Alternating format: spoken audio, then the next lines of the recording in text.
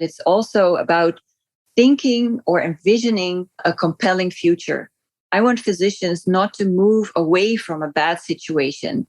I would like them to move to something that they hold as a vision for the future. Welcome to the License to Lead podcast. I'm Patty Fay. This podcast is for physicians or anyone who thinks healthcare needs a transformation led by physicians. License to Lead means that physicians are charged with and must be in charge of guiding the vision and the culture of healthcare systems. Hello and welcome to License to Lead episode number 40. My guest today is a most remarkable physician leader. Dr. Iris Schrijver is a pathologist, a Stanford professor, a molecular geneticist, and extensively published researcher. And in a real plot twist, she's a lifestyle medicine physician. Several years ago, she left her full professorship at Stanford to become certified in lifestyle medicine and to write a book and to spend more time in the fabulous outdoors up in Oregon. Her book, which is geared to lay people as well as to those of us in healthcare, is titled On the Path to Health, Wellbeing, and Fulfilment, To Your Health. Dr. Schrijver rocketed to full professorship at Stanford at a breakneck speed, and she's had many leadership roles in academia and on the national level as a past president of the Association for Molecular Pathology, and even on a local level at a free clinic in Clackamas, Oregon, where she volunteers her time. I discovered Dr. Schrijver when I was researching burnout in 2020 for this podcast. She was the lead author on what I thought was one of the best articles on the topic, so much so that I reached out to her.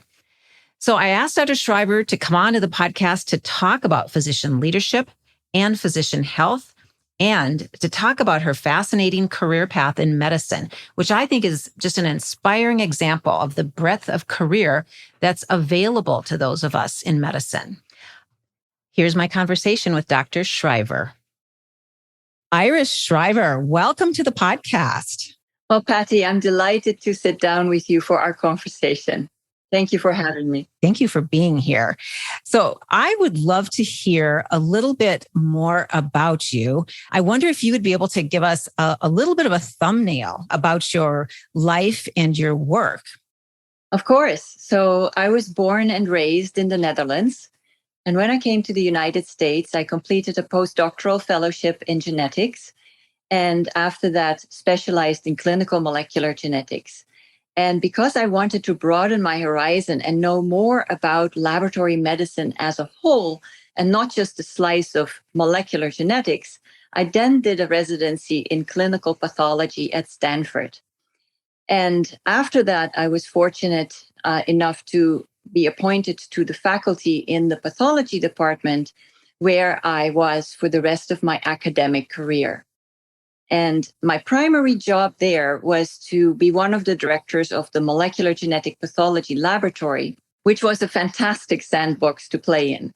So when I started, we primarily did diagnostics of inherited genetic diseases. But as our knowledge of the genome evolved, we were able to incorporate more and more cancer. So cancer diagnostics, but also prognosis and therapy predictions. So that was really interesting. It was high-paced. It was always changing. It was a great job. But I also had leadership roles in the department. I developed and directed one of the first molecular genetic pathology fellowship programs in the nation, and I directed our clinical pathology residency program. And you took on some national leadership roles too, didn't you? Yes, I am a past president of the Association for Molecular Pathology. And I also served on their board. And I was very active in the College of American Pathologists, where I chaired the Biochemical and Molecular Genetics Resource Committee, and later became cluster chair over several committees in their Council on Scientific Affairs. And then I left Stanford as full professor, but I'm still happily affiliated as an adjunct clinical professor. So I'm still mentoring and teaching.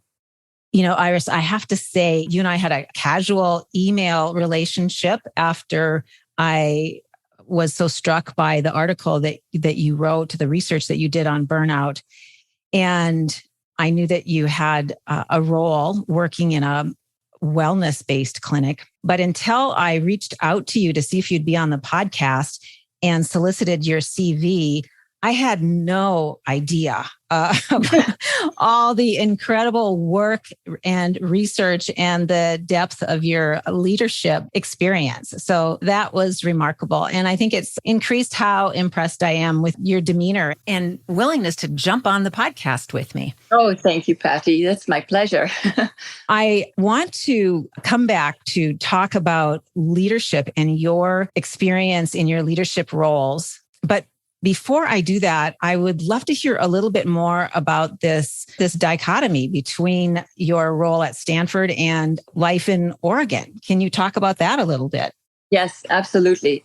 So my husband and I had the opportunity to step away from employment, and we wanted to stay on the West Coast and explored where we wanted to go, and then ultimately fell in love with Oregon.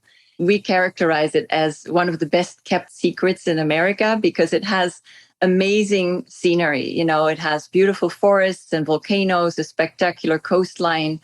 And so for people who are into lakes and rivers and hiking and the great outdoors, such as we were, that was the perfect place to be.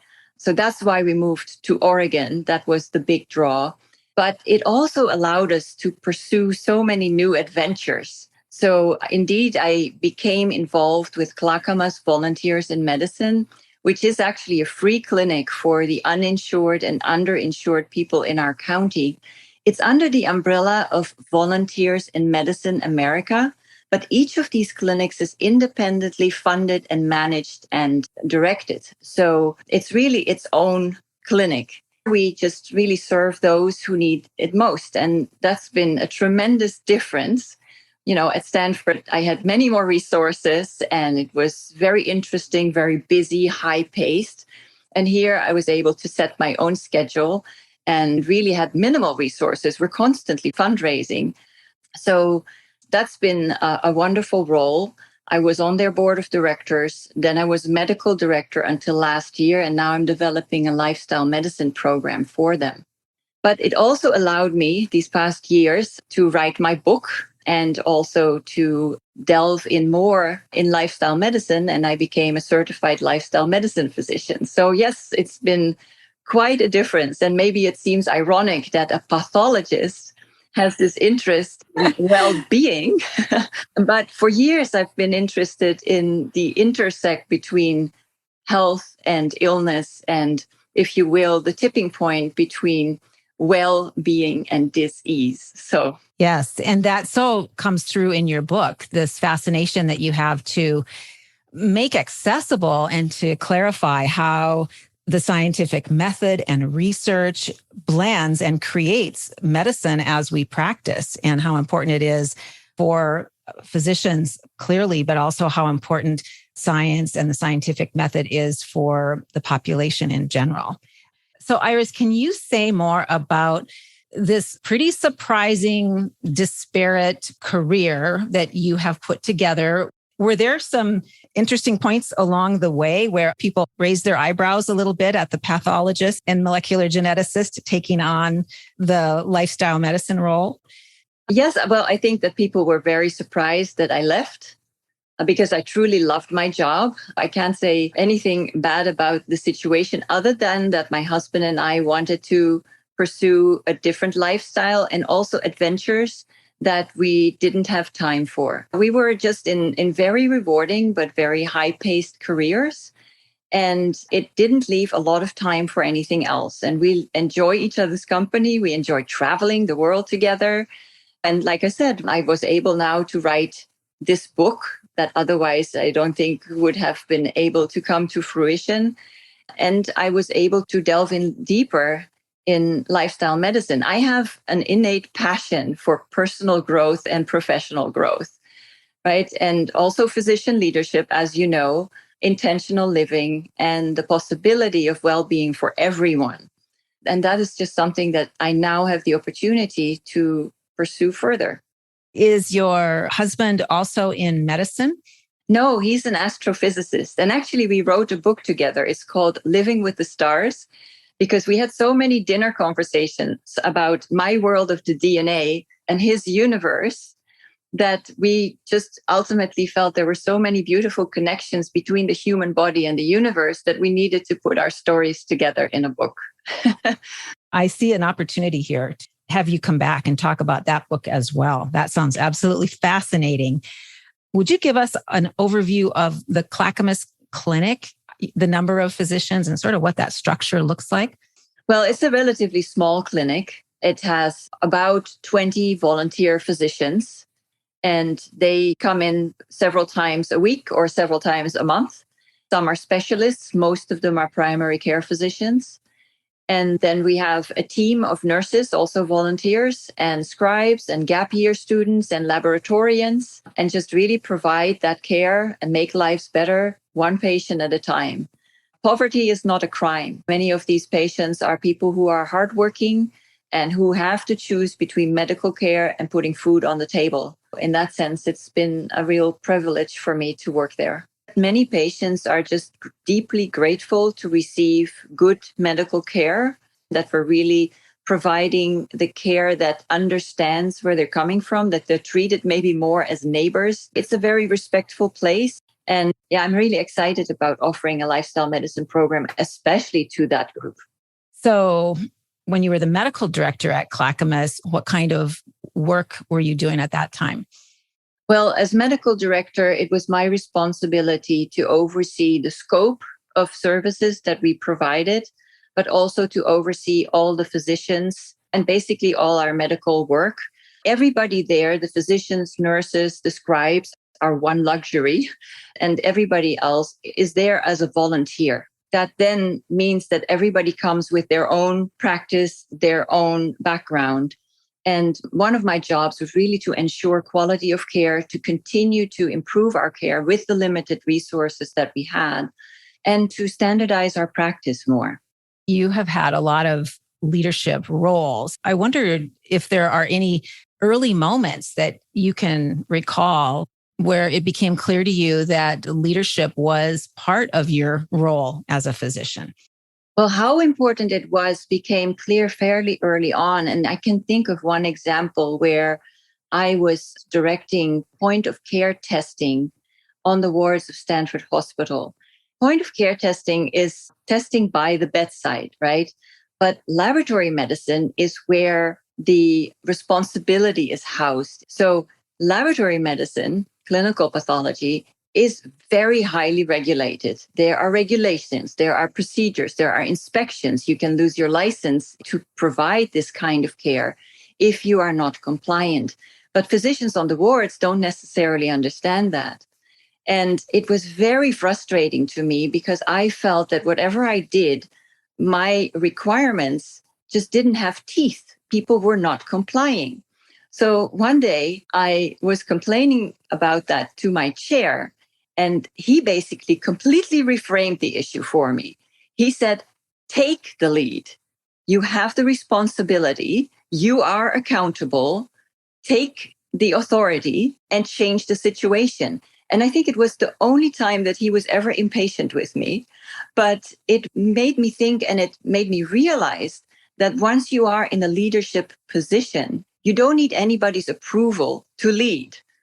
So after that, we were able to make some changes. And if departments were not compliant, they just couldn't do the testing.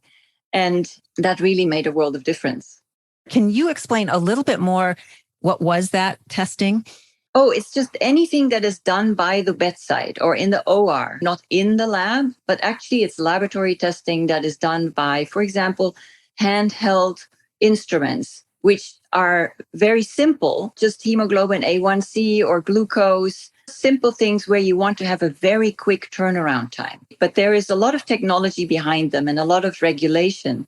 So there is that compliance issue. The way that you frame that seems so relevant to the work that physicians do and so relevant to a lot of what can be frustrating, I think, for physicians, whether it's being challenged by people who do not have a medical license or not having an opportunity to be supported in a way that they can do their work and be effective with patients. It seems so critical that physicians would understand that they have to not only have authority that is commensurate with their level of accountability to the patients, but also exercise that authority. Yeah, physician leadership is so important, Patty. If we want to make meaningful progress towards the quintuple aim now, right, of having better outcomes, a better patient experience, lower overall healthcare costs, and do all that in an environment of health equity and physician well-being, then physicians have to be at the heart of this. They have to take the lead. Otherwise, it's just not going to happen. So physicians themselves have to become engaged.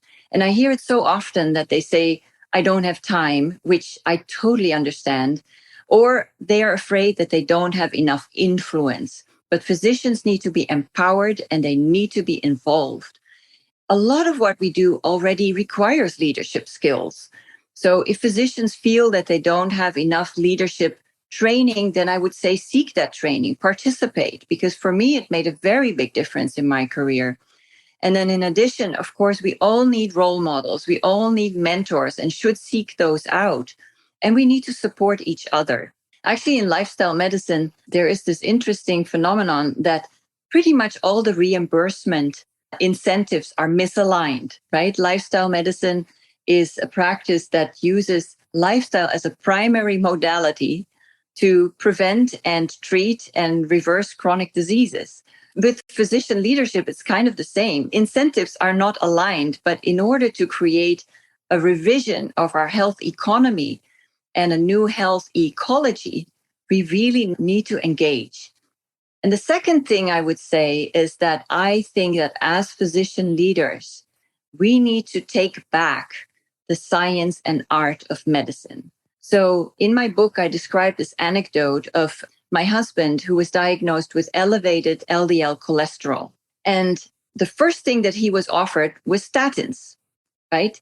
There was never a discussion about lifestyle or dietary changes. And when he told me that, I thought, well, all the guidelines, all the national guidelines say, start with lifestyle and dietary changes, see if the patient is ready to take that on, and then consider statins if you need to.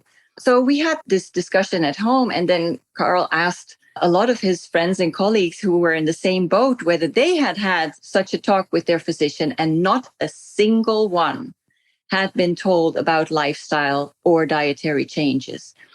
So then I asked physician friends why they were not doing that. I heard a variety of reasons, but one of the reasons was time. There's so little time to really reach your patient. It was easier for the physician and for the patient to just write a prescription. And that's what I mean. The science tells us something else.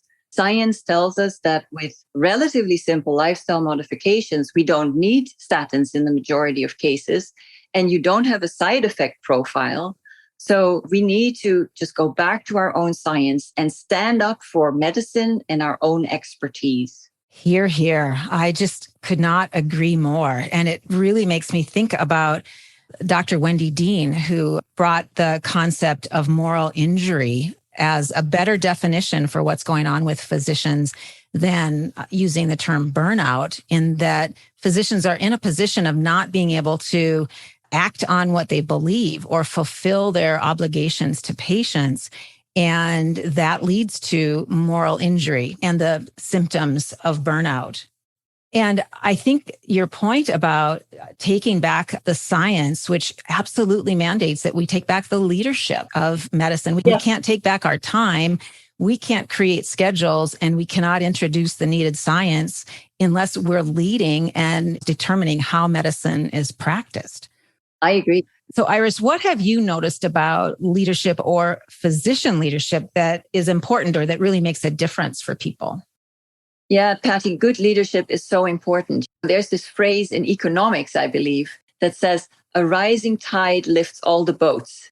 But you can apply that to physician leadership as well. Where I saw that physician leadership was particularly important was in my study of physician well-being at Stanford. I was in the Stanford Medicine Leadership Academy, And that was actually a brilliant program in the School of Medicine where they wanted to strengthen the capacity of the faculty to ethically influence and to be successful at change management. So that was great. And we were asked to do a project that would stretch us. Now, by that time, I had already planted my seed of interest in well-being. So it seemed definitely a stretch from my day job as a pathologist. I decided to do a project that was aligned with the strategic interests of the school and study physician well-being. Well, if I had not been a physician talking to every single clinical department in the School of Medicine and talking to focus groups, if I had not been a physician, I would not have been successful. There is just an understanding you speak the same language. There is a level of trust. They know that there is confidentiality. You share similar expertise. And the things I heard could not have been solicited by anybody who did not have a medical background. So I really feel that that made a tremendous difference. And more than once, physicians told me, we talk to you because we know you have our back. That was a beautiful compliment, and it really made the project more successful. When was that? When did you work on that? That was 2014, 15. Did it lead to the article that I'm such a fan of? Yes. So the article was titled An Exploration of Key Issues and Potential Solutions that Impact Physician Wellbeing and Professional Fulfillment at an Academic Center. And the date was 2016, and you had two co-authors. That's fascinating. So you were working on that as part of a leadership program that was designed to stretch you. And your intention was to also have it be aligned with the goals at Stanford. Yes, it was. And then the result was this outstanding article, which I will provide a link in the show notes. In addition to recognizing that it was so critical for you to be a physician in collecting this information, what else really rose to the surface for you as far as being important? Well, I noticed that there were several barriers to physician wellness. Let me start with a minor one. I think as physicians, we do need to look at our own traits, right? So we're all highly self-reliant, type A personalities. We really put our patients first and have an overwhelming sense of responsibility toward patient care. And that's, of course, what medical schools select for, right? So it's not surprising. But that then becomes a deep-seated value to prioritize our work over everything else. And it also becomes an unspoken code of conduct. We hold ourselves to extremely high standards and do that for our physician colleagues as well. We don't extend that same standard to non-physicians. So what I think we need is to really create a more compassionate workplace and support each other better. But that's not the whole story, of course. In fact, studies recently have shown that institutional changes toward physician wellness actually have an even greater impact than personal changes. And that is because physician dissatisfaction is driven by extrinsic factors. It is driven by things like how much autonomy do you have in your practice? How much control do you have over your workplace? How are you acknowledged or appreciated? And also, if there is something like a wellness program, is it actually accessible? And what are your performance metrics? So if these things are not aligned, then that really leads to physician dissatisfaction. And in this study, I've really seen that. I heard a lot about Press-Ganey, which is basically a customer satisfaction evaluation, right? But what I heard was that it was a fast track to physician dissatisfaction and demoralization. And one physician actually described it to me as working at Nordstrom, where instead of saying this fits you and this does not fit you, now you have to say everything looks good on you just to get those scores up. That, of course, is really erosive. And because the results are made public, it's also conducive to a culture of humiliation and shaming, which is never a good thing. I can remember sitting at my mom's hospital bedside as she was being discharged and having a nurse come in and sit down and ask my mom to be sure to fill out the survey and check fives. So counseling the patient to be sure to check the highest scores on these surveys of, as you said, customer satisfaction. I know, and most patients don't even fill out this questionnaire and they don't fill out all the questions. And it has nothing to do with good medical judgment or with good patient care. Sometimes it's just a comment on parking or on how long the wait times were. And how demoralizing as well for a nurse to be put in that predicament. Absolutely. For her supervisor to insist that that's a departing conversation with a patient that has been under the nurse's care, that also is humiliating. Yes, and quite surprising to the patient, I would think. Yes, absolutely. So autonomy has been such a core theme of this podcast as a critical issue when it comes to physicians being able to fulfill their obligations as leaders and obligations to patients.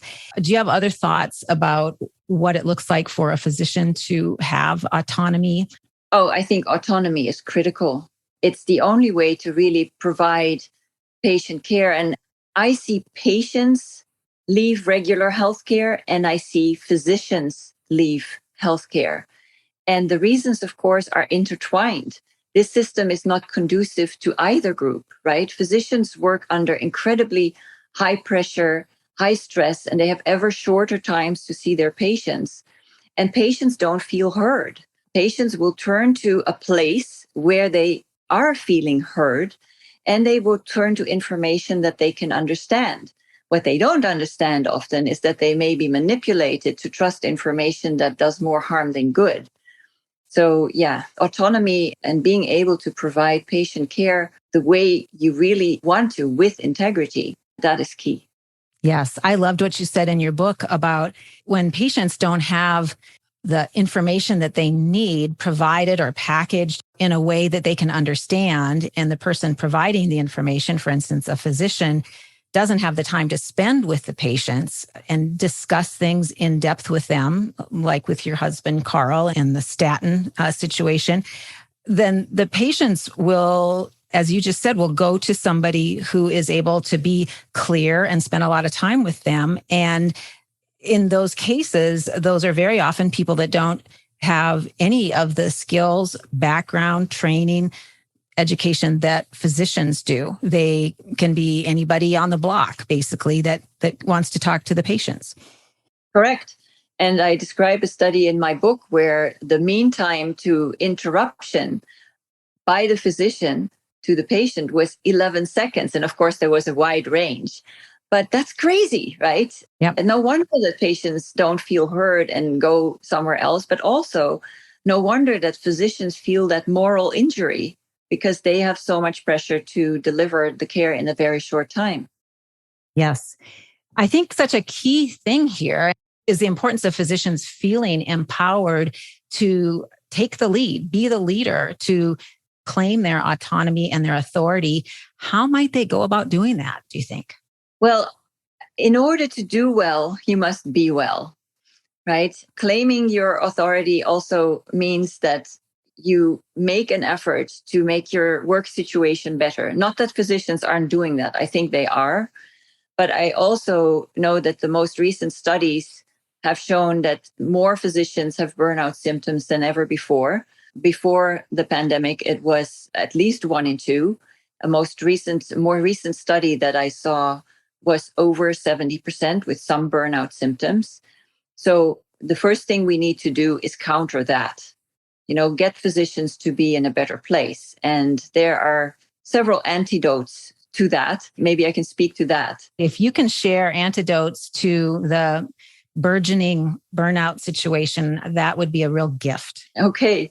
So I would start with the 6 principles of lifestyle medicine. So that is basically having a nutrient dense, plant strong way of eating, having tailored and optimized physical activity. And for Americans, that's 150 minutes per week.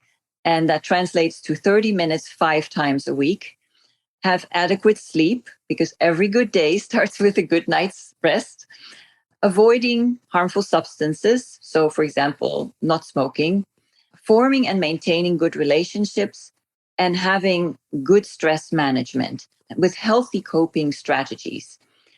And then it's important to understand that resilience is not the same thing as thriving, right? You can build resilience with stress management, but that doesn't mean that you're thriving. That's why I like the concept of positive health, where we're taking these 6 pillars of lifestyle medicine and combining them with the concepts of positive psychology, because so much of what we're doing is driven by emotion. And you need positive emotion as the fuel to get you started, but also to keep you going. So if you can generate positive emotion, then you can create positive health habits and vice versa. And that can get us to increased physical, mental, emotional, and social well-being. And that can combat burnout even before it arises or after. And I think that would put us in such a better position, really, to reclaim our place in medicine and emphasize our authority as well. And I would ask physicians to ponder, how can I thrive? Just make it really personal, right? Because I know that I very rarely took a break. And now I know that taking a 5 or 10-minute break that is meaningful actually increases your brain power and your outlook. And you might be able to do your work in half the time and much better too. So taking these breaks is important, even after the work day is officially over, when we go home and it's an act of courage to turn off the phone. I think some digital detox would do a lot of good. Fantastic. So, Iris, you mentioned that you never took a break, which makes me wonder if there was a turning point for you where you were oversubscribed, shall we say, which would be very believable given your CV. Was there a turning point for you where you went from being at risk for burnout and something happened? Nothing specific happened. I did realize at some point that what I was doing was not sustainable. And I recognized the importance of making some changes. And I also noticed that even small changes can make a big difference. And actually, the science supports that. There is good science that shows that even small shifts can make a major difference in health outcomes. So I just started implementing baby steps, and that made a difference for me. But I think we also need to realize that we are all oversubscribed. And it almost is the badge of honor for physicians, where you get these humble brags, oh, I haven't been able to sleep, or oh, I am so busy. I'm guilty just like anybody else. But we need to realize that that is not sustainable for any of us. And we do need to create that shift in our lives. And whether you make a big step or whether you make it in small steps, any workplace has the opportunity for improvement and making things better. And one thing that I'm really concerned about is that it's still very much a taboo to talk about. About a third of physicians in a recent study said that they felt that people would think negatively of them if they brought this up. If we want to support each other, then we definitely need to make this less of a taboo and talk about it. That might be about the same percentage, that 1/3 of physicians who are anticipating leaving medicine or at least retiring early. Mm-hmm. If we want to address the impending physician shortage, as well as the finances of a lot of organizations, there should be a big focus on how to retain physicians, how to have a really supportive and superb medical career available. Absolutely. And in my study, actually, I felt lucky in my department because the departments are all very different and there are different stressors. But I think as physicians, we tend to be in a situation where there is a lot of pressure on our time. Yes. So about 70% of physicians are employed now, and many of them in what's called the medical industrial complex. And I wonder what is available for those physicians other than going part-time if they're on really quite a treadmill where it's mandated by somebody else. Do you have sort of an automatic answer to that? Like, oh, get out, Or do you think there's something that can be managed or something that can be done in those situations where they do not have authority over their schedule? Well, it's difficult once you're already in that situation. One thing that I like about my current role is that I still can mentor past trainees or current trainees, and that I can tell them that it's so important to look for a place where there actually is a culture of caring and where you can look at your role models, you can look at the leadership and see whether they are actually doing the things that they say they are doing for physician well-being. How many meetings are there actually during the lunch hour, for example? Do people actually get that break? They may get lunch, but do they actually have a mental break? So those kinds of things are much easier when people are looking for a job than when they're actually in that situation and they're bound. They may not be able to leave. They have family obligations. They have built a career somewhere. So They've signed a non-compete contract. So they've got kids in school and they've signed a non-compete. So their only option is to move the entire family away from that community. yes, that's extremely challenging. There too, I would say try to make small changes and try to gain the support. I'm a big believer in forming alliances because with your allies, it's easier to move forward. So if you are able to build alliances with your colleagues in that situation, then hopefully you can actually promote well-being collectively. Such a great point. Do you have an example of an Iris alliance that worked for you? Well, I'll give you an example of my work in Clackamas Volunteers in Medicine. It was very possible because physicians are very highly regarded in that organization because they're volunteering their time. So it's an absolute resource that is very much appreciated. And our executive director is not a physician, but she and I worked together very closely and very well and created a vision for the future together with the board of directors, but really drove that process.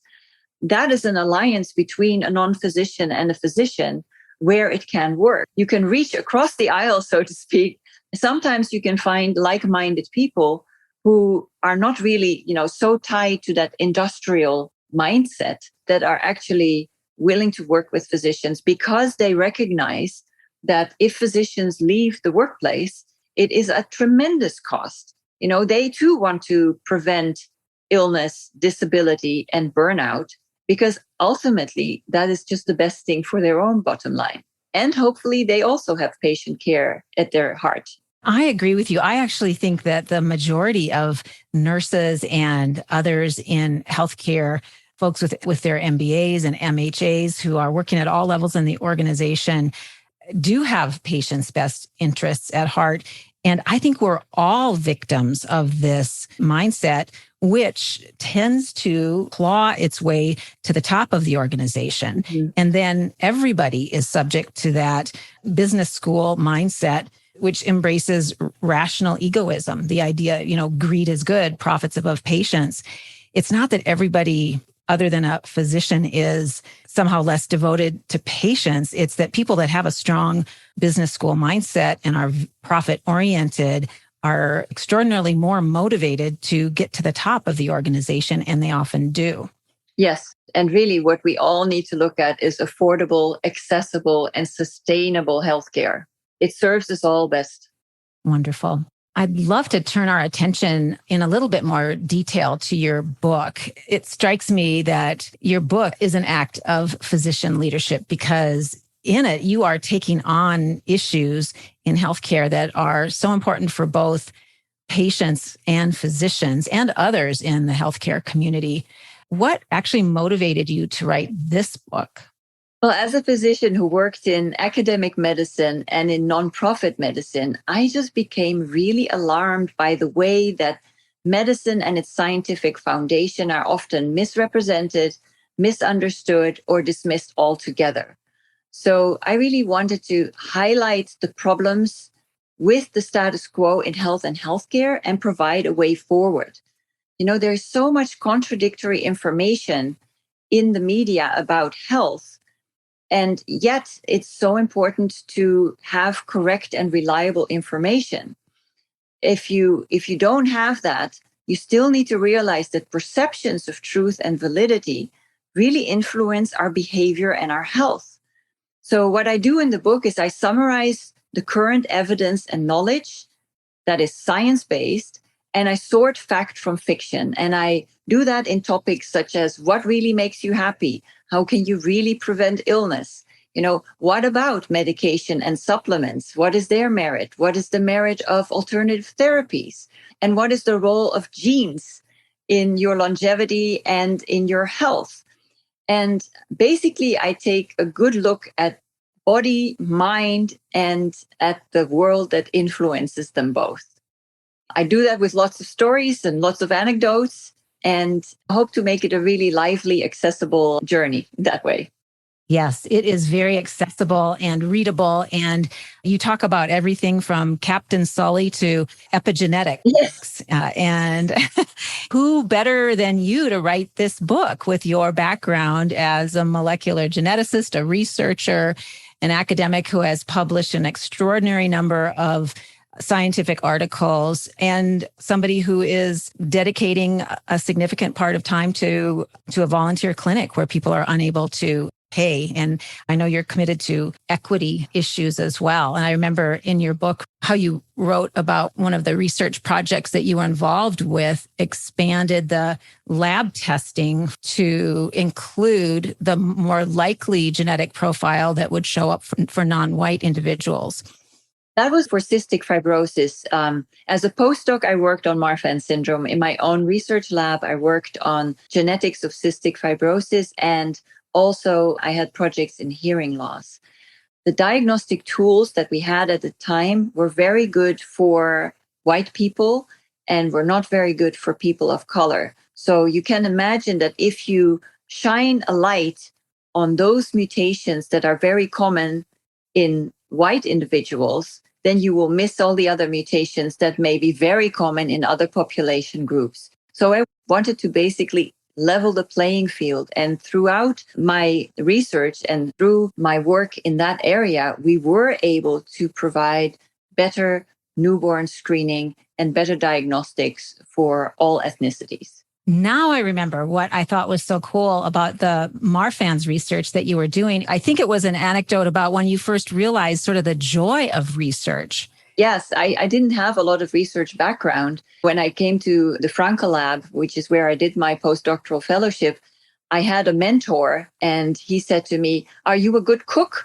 And I looked at him with some bewilderment and I said, "I think so." And he said, "Then you'll be okay with the lab work." At that time, of course, I didn't know that it took a whole lot more to do good research, but it was a start. And yes, I did fall in love with the research, and it's been very rewarding because sometimes, I couldn't go further with somebody working things up in the diagnostic lab, but then with informed consent, I could do research on that patient in my research laboratory and really get to the bottom of things. And vice versa, sometimes I was able to develop a diagnostic test in the research laboratory and then transfer that into the diagnostic setting and help patients that way. So there was a lot of synergy there that worked really well. Yes, I'm sure that's how it was originally envisioned and used, that people that were caring for patients would go looking for answers on the bench. Mm-hmm. Yes, bench to bedside, literally. A long time ago. So if there were 2 or 3 things that people decided to do after reading your book, as a result of reading your book, what would you hope for? Well, Patty, I would hope that they would evaluate their own health. On the path of health, well-being, and fulfillment, you do need to have a look at where you came from. You need to look at where your health is at right now. And you need to think about what it could be, what is possible.